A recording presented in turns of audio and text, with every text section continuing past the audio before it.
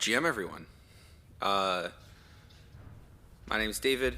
I'm a product manager at Aave Companies, doing social products, including Lens Protocol. And I'm here to chat with you all today to give a quick overview of the Lens Protocol, why we built it, what are some of the design decisions we went with.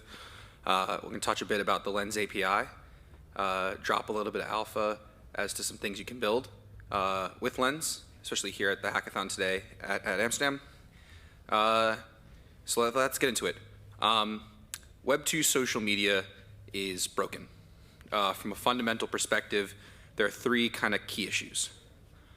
First off, networks sell your data. Every free service you're used to, Facebook, Instagram, Snapchat, but even other services, things like OpenTable or Eventbrite, they're taking your data and they're selling it. And that's okay. That's a trade-off I think many are willing to make, but we don't really have an option in the matter. Second off, user data is not portable. These networks own your data. It is in their custody. They're using it to monetize. And because of that, they have no desire to share it with other platforms. When I post a video to TikTok, it doesn't automatically show up in YouTube Shorts or Instagram Reels. I have to go and do that myself. And it makes the switching cost very significant. If I, as a creator, want to leave a platform and go somewhere else, like many creators had to do when Musical.ly shut down and became TikTok, or Vine shut down and many tried to go to Instagram or other sites or YouTube, it's really hard to bring an audience. You lose that connection. And if you're deplatformed, you lose your connection to your audience again and to your income stream. And that's not a great way to be. And then lastly, user data is centralized. And we already know what can happen in that situation. There are hacks. I already get a ton of spam between the spam bots on Twitter lately and Ledger and Trezor getting hacked. I don't need more email spam and people trying to steal from me. So how do we fix that? We can fix it with Web3 Social. And I would say that the idea of Web3 Social is to bring power back to users and creators by making data self-sovereign again. So let's see social media through a new lens. The Lens Protocol allows developers like you to build social apps and tools on a singular, composable, and decentralized social graph. This allows you to focus on user experience and better algorithms instead of user acquisition. And for users and creators, Lens Protocol allows you to own the links with your community. It allows you to monetize in ways that you see fit, and it forms a fully composable and decentralized social graph. So we got that thesis out of the way. Let's dig a little bit into what exactly Lens is. Our social protocol revolves around an NFT infrastructure layer. Now, these NFTs aren't Bored Apes. They're not punks. They're not going to have a cute little image. These are, they're a little bit more powerful. The first NFT we build around is the profile NFT. It's minted upon creation. It contains an array called publications, which is updated with all of your posts, all of your comments, all of your mirrors, which is our term for a share. And additionally, if you've worked with ENS or Unstoppable, it may look very similar. The next thing it also has is following. There's some follow logic that when succeeds will mint a follow NFT. So if I, David, go to follow Alan and I pass his follow logic, I will receive an Alan follow NFT. Its ID is going to have, the token ID is based on the order of following. If I'm Alan's 5th follower, I will have token ID 4 because we are developers and we start all counting at 0. The follow NFT contains some built-in governance. So if I'm a creator, like one of our devs on the team, Josh does really great Solidity tutorials. He can poll his audience to see if he should be doing more videos about maybe Aave v3, or if instead he should be doing things on Solidly or other experiments in the ecosystem. And this governance is compatible with Snapshot, Open Zeppelin Governor, and the Aave governance as well. In fact, the Lens community has already created several strategies. So yeah. Lastly, posts, comments, and mirrors. Again, our term for shares. These live inside of a profile NFT, so they are always permanently linked with the original creator. That said, we have the ability to mint derivatives, which we call collect NFTs. So if I have a really awesome photo of me speaking here at Amsterdam and I choose to post it on Lens, on my Lens profile, I can set some collect logic. I can say that this photo can be collected 5 times at 1 Matic each, and should that price be paid, a collect NFT will be minted with a identical content URI. So you would receive an NFT of that exact publication. Additionally, there can be included mirror fees. So again, mirror is our term for share. If Alan were to mirror my publication and Bradley, a friend of ours in the audience, was collected off that mirror, Alan could receive a piece of the fees. And so Lens also has tools to incentivize good curation as well. Now, that's kind of the base. How can you extend Lens? If you're a Web3 developer, the first thing you should really start to look at with Lens is these things called modules. Modules are ways to run arbitrary logic that return some Boolean value that will result in either the mint or rejection of some action. There are 3 types: a follow module, a reference module, or a collect module. So let's start with the follow module. The follow module is set on a per profile basis. So I'm at David, I'm able to set some follow logic that will be checked before someone is allowed to follow me. It can be as simple as anyone can follow me an unlimited number of times. I think we call that the empty follow module. I could do something, I could monetize my follow. You have to pay me 1 ETH in order to follow me. It's a bit steep, but I promise I have really good content. We can do really complex actions. There was a team that created what they called the carbon neutral follow. So it would be 5 Matic to follow. It will automatically 0x swap that into a certain amount of carbon credits and retire on chain, making the entire action carbon neutral. Arbitrary logic means arbitrary logic, and I'll let you interpret that as you wish, especially as you guys think of things to build.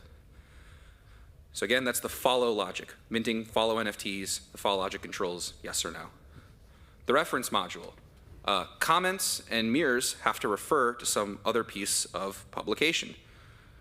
If you've ever used Twitter and you can say you can only reply or retweet this if you are a follower of mine, or only people tagged can reply or retweet, this is a very similar logic, except unlike those fixed categories, again, reference logic can be arbitrary. You can only comment on my post if you hold a Bored Ape NFT. You can only mirror my content if you have 32 FWB or more in your wallet.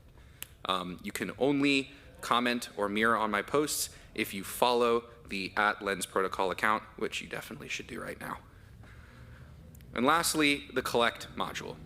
The collect module controls the minting of collect NFTs. This is the monetization logic that I mentioned earlier.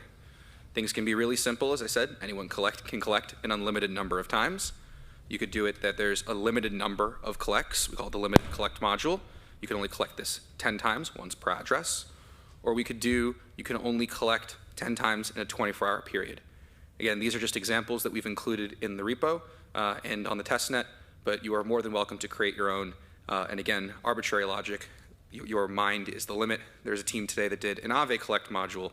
I'm paid 10 Matic for one of my pieces of content. It is automatically deposited into Aave, and the resulting A tokens are sent to my wallet. Imagine NFTs with composable DeFi. So let's go back to kind of our goal. We want to foster a broad, diverse, and evolving social ecosystem. Again, all of our content, all of our profile data, everything is fully composable and transferable on-chain. It can bring in your existing DeFi and NFT applications and anything else that may be built in the future. Follow NFTs have built-in governance mechanisms, including snapshot and delegation by default. We can create these new concepts of social DAOs. And these aren't social DAOs centered around some ERC20 token or an NFT. We can evolve a bit beyond that and actually do social DAOs and governance and organization based around actual on-chain verifiable action. Do you follow with me? Do you engage in my content? Then you can be rewarded with voting power. We have modules that can be built to do arbitrary logic, as well as to include a governance managed treasury fee. Back to composability, users can take their graph to whatever experience you want. Don't like the algorithm over on Twitter? Bring your content over to another clone. your content, your followers, your following, and as a creator, your audience move with you to wherever you want. And modularity, again, developers, you can focus on the front end. The network effects are up to the protocol. Your job is to make the best possible experience, the best way to express your creativity in order to create a great social experience. In times we've seen apps that were great and novel lose out to network effects. We had a group called Meerkat decide to do live streaming, and then Periscope came along, and they eventually lost their IP over to Twitch because they had the greatest network effects.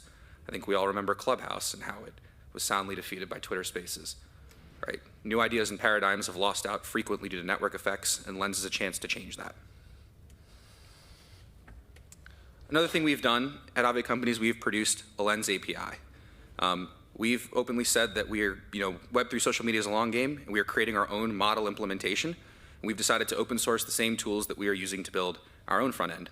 It is an API that allows anyone to use Lens as if it is a standard Web2 API with GraphQL. All you have to do is focus on building an experience to onboard the next billion into Web3. You don't have to worry about indexing or querying data. We're going to be on Polygon, so you don't need to worry about reorgs or the speed of fetching the data. You don't have to worry about pre-filling contract data or validating it, especially when using with-sig functions or metadata. Just pass arguments, let the Lens API take care of all of the formatting. Again, you get a Web2 style interface to interact with the protocol. Especially if you are new to the world of Web3, this is a really approachable place to start. Leave the modules and complex logic to Solidity developers. If you want to build with Lens, here's a great, easy entry point to start playing around. And if you're an application on a different chain or an application that's off-chain and you want to use and write and read Lens data, feel free to use the API. It's a great way to get started and do something low effort as you dip your toes into Web3 social. And again, there's no huge learning curve. Focus on the stuff you want to build. Our API is in beta. Our developers are in the Discord around the clock, fixing in features and adding new ones when people need new endpoints. It's a really great place to get started. Sharing a little bit of alpha, some ideas to kind of get you started. Front ends. Lens is just a social graph, and a social graph isn't useful unless it has a front end for people to interact with it. The Facebook social graph isn't useful unless you're using Instagram, WhatsApp, or Facebook. While Lens, we have a community-run implementation called Lenster, there are tons of others.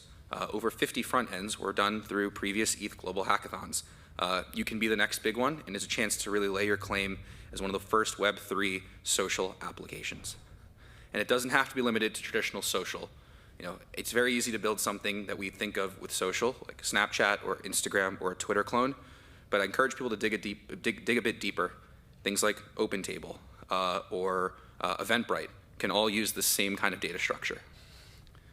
If you're an advanced developer out there and want to start exploring multi-chain, Lens is a really great way to do it that. As I said, modules use arbitrary logic. There's nothing saying that the arbitrary logic can't be, I have received a valid message from some contract running on another chain. Imagine selling Polygon NFTs, but receiving payments over on Avalanche, or receiving payments over on Solana if you want to experiment with messaging protocols such as Layer 0, Chainlink, CCIP, or any call from the AnySwap team, or many of the other cross-chain Oracle solutions. It's a cool way to experiment with multi-chain in a non-DeFi context. And lastly, social DAOs. I genuinely think the next kind of innovation to come off of Lens is the evolution of social DAOs. We've seen people start with ERC20s, social tokens. We've seen a changeover to the concept of maybe using NFTs to organize people socially, whether that be experiments like LinksDAO. But now we have the opportunity to do social DAOs that are coordinated around actual social action, verifiable on-chain. We can even have a shared profile put on-chain. Additionally, a chance for DAO tooling to be made social. It'd be really cool that right now Twitter accounts for DAOs are controlled by individual users. It can get really nasty if there's a governance fight. Imagine if we took a profile and locked it in a contract such that, let's say, for example, @Aave was controlled by the Aave governance. But Aave governance could delegate so that a few different people on the marketing team or a marketing sub-DAO had the ability to post on behalf. Token holders still retain absolute control. There's tons of new tooling and primitives that can be built out when DAOs and other contracts are given first-class status. So that's all I have for today.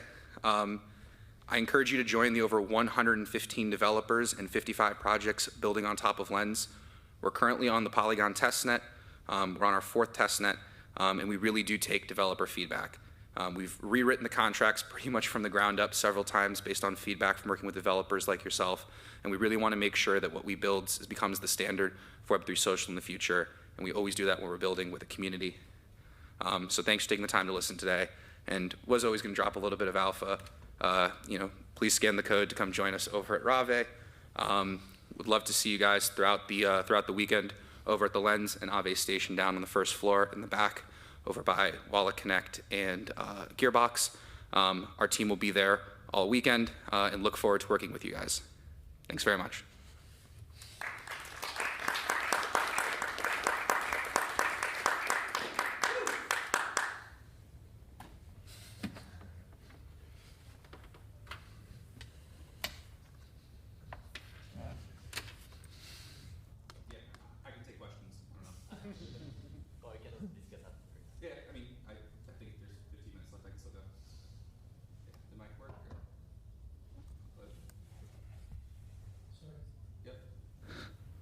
Testing, there we go. Ooh, question, yeah. Do you have some central social graph that we could use in the hackathon?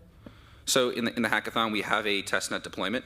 If you go to docs.lens.dev, you can get all of the contract addresses, and there's some data there already.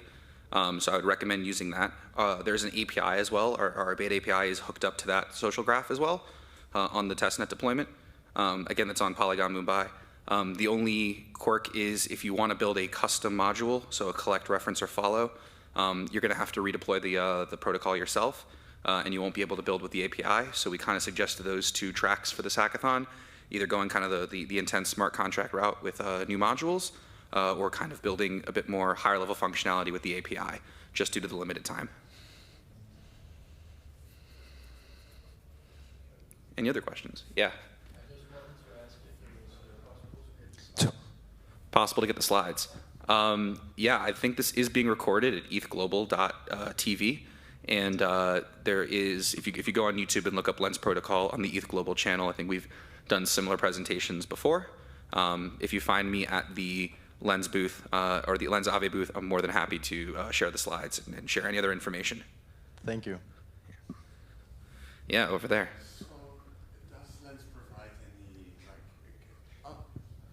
Yeah, thanks so much. So, does Lens provide any identification? Yeah, thanks a lot. Can you create 10,000 Lens accounts, or does it provide any bot prevention? Yeah, so for the testnet deployment, anyone can create a Lens profile. There's no restriction. If you look at the actual protocol docs, profile creators must be whitelisted. So it's designed to be contracts that implement higher level logic. So for example, there could be a theoretical contract that said, I'm the owner of davidev.eth. I can get the @davidev.eth handle. Or you could implement logic that says, I want @mark. I have to pay a certain amount to maintain @mark per year. We are leaving that up for a future decision and discussion with the community. For now, we are just saying anyone can mint. Again, I think that the job of verification and the marking of spam versus not spam is an opinionated decision. Lens is decidedly a non-opinionated profile, and such decisions should probably be implemented by front-end applications or other tools. Okay. Question up in the front. If you can't get the mic, I can also just repeat your question over the system. Up in the front.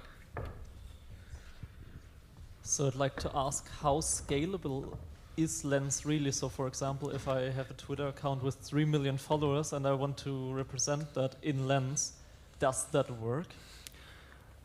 If we had 3 million users on Lens acting every day, I think that would be a massive success. And I think you did touch on something true, which is, I don't think scalability exists really, and this is a personal opinion, fully exists anywhere in the ecosystem right now. I think if we were dealing with a social app requiring 15 million concurrent users a day, the combined amount of every single L1 and scaling solution probably would not be enough, and I think that speaks to a broader demand of a need and the development of scaling solutions, which we're fortunately starting to see the fruits of previous research bear. I think that we are, as I said in one of the slides, we're building for the long haul. We think we're setting the foundation. Social graphs take time to grow. I would love that explosive growth. we are very happy to be on Polygon right now. We think it's the best place to start off with, but I don't think that, the contracts are open, and a future deployment on a roll-up or other larger capacity scaling solution may also work. Do you by chance know where we can scale now? To what limits? In a rough area? We don't have rough estimates. I think we're still doing research on such. Polygon has certain bandwidths. They're constantly changing their protocol and their limits. It's also consistent with whether applications are being run. If people start using these apps in a more multi-chain context, like we said with bridges and compute being offloaded elsewhere, that can also reduce gas usage on Polygon proper. So I don't want to make any estimates without letting the devs do things and come up with formal research. I think that we feel as a team that there is plenty of capacity on Polygon for now. We did a lot of search, and that was the decision we chose due to the tooling available there and the as well as the capacity. It's where we're happy to launch with. Thank you. Yeah, so I have 2 questions, and we can also take it offline. But first question is, let's say somebody doesn't want to show his social interactions. Are you planning on to do like a tornado cache for social media then as a module, or what's your hinge there? Sounds like you came up with a really great hackathon project. I think you totally could do a tornado cache-like solution where a profile was held in a smart contract. There were some offline keys, and you could technically post with any address hiding the activity. I'm also super excited by looking at what teams have built with protocols that do encryption, like Lit on Ceramic or Unlock protocol, to allow for privacy posting, but still getting all the benefits of Web3 social. Again, part of our design philosophy with Lens was to be as unopinionated as possible. If we made everything private, then people couldn't post publicly, so it's public by default. But we don't enforce any type of encryption. We don't enforce any type of storage. That is up for you as the developer to pick, and we hope you enjoy that flexibility. Cool. Second question. It's a bit about, with social media, there was this genocide scandal by Facebook. And I think it's a bit intense to criticize, let's say, Web 2 social media if you have this uncontrollable force of, let's say, either copyright violations or let's say hate speech or this kind of issues. Yep. Any opinions on that? Yeah, I think the example I would give is to look at something like email, right? If we don't question whether or not protocols like SMTP or POP3 should ever have native filtering built into it or backdoors to allow the censorship of content. Those are open internet specifications and protocols that we've come to accept. It is applications building on top of them, being Gmail or Yahoo or Outlook, that would have to enforce and engage with any form of censorship or moderation or law. And I would say that I believe Lens is doing a similar service where Lens is being this kind of very neutral, very unopinionated base layer, and it is up to front-end applications that do implementations to comply with such. And I think that if we separate a social media application like Facebook today from Facebook the database versus Facebook the service provider, I think we would find most of those rules and things that we have issues with is Facebook as a service provider, not as just a database. And so I think that, even the term moderation, I mentioned that Instagram, WhatsApp, and Facebook, they're all technically pulling from that same database. That itself is a moderated decision. Instagram is choosing to show you a photo experience. They're making other decisions along the way, but they've made a very base one. And I think something that Lens allows is for a diversity of different opinions, and I think a market showing, in society as a whole, really kind of forcing ethics upon these platforms.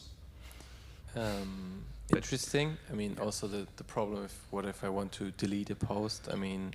That's an unsolvable problem, or? I disagree. I think you can use higher level encryption solutions. Lens doesn't care where the content is stored. It's just really a pointer. So you can use an S3 link is where your content is and then delete it using its normal Web 2 means. You could be hosting your content on IPFS, Arrowweave, or Ceramic. And even then you can use encryption schemes like Unlock protocol or Lit protocol or others that may become announced in the future. If we wanted to build in privacy from the start, then we would be locked into a certain design decision, and public would not really be an option. So we chose public and flexibility. You know, we want to put power in developers' hands, not make decisions for them. And last, back to the email example, I think it's a very good example, saying that email is just a protocol. But I mean, there's laws regarding sending emails, so you cannot, like, in some countries do like cold emailing, and therefore there's like an incentive to at least limit some of the spam, right? I mean, Yeah, no, I would happy to talk more offline. yeah. I would again point that those laws are affected on service providers. So that again, those are the responsibility of Gmail or Yahoo or Outlook. But Versus it's not the job of SMTP or POP3 itself. Okay. Yeah, absolutely. Yeah, I mean, these are smart contracts. The contracts don't know who's using them and don't know what the content is. And I think the better analogous is to think about these kind of core internet functionality and less so the actual business is built on top. Thank you so much for your answers. Yeah. Yeah, in the back. Actually, on that point, being that SMTP is a free and open source protocol, is there any commercial motive behind Lens at all? I would say, you know, we're smart contract developers. You know, we wrote the Aave protocol at Aave companies, and then the Aave DAO deployed it. You know, we are writing the Lens protocol, and right now it's a community project. You know, I think that we really believe that the best thing we can do is to continue to push the Web3 movement forward, is to build more applications and more use cases for people to come online. At the end of the day, we believe in this technology. We're coders first, and that's really our motive behind building it. We like to build interesting projects. Monetization is a nice after effect. Cool, I love it.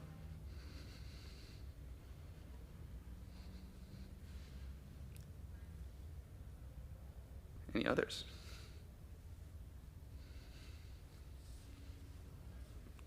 All right. I think we are also done. If there's anything else, last call. As I said, we're going to be at the Aave booth, the Lens booth, all weekend. Also, quick shout out to the developers who have done some contributions so far. I know there's a few in the audience, as well as the Aave team in the audience. Really a ton of folks have worked on this, and we're super excited to have you all build on it. Thanks.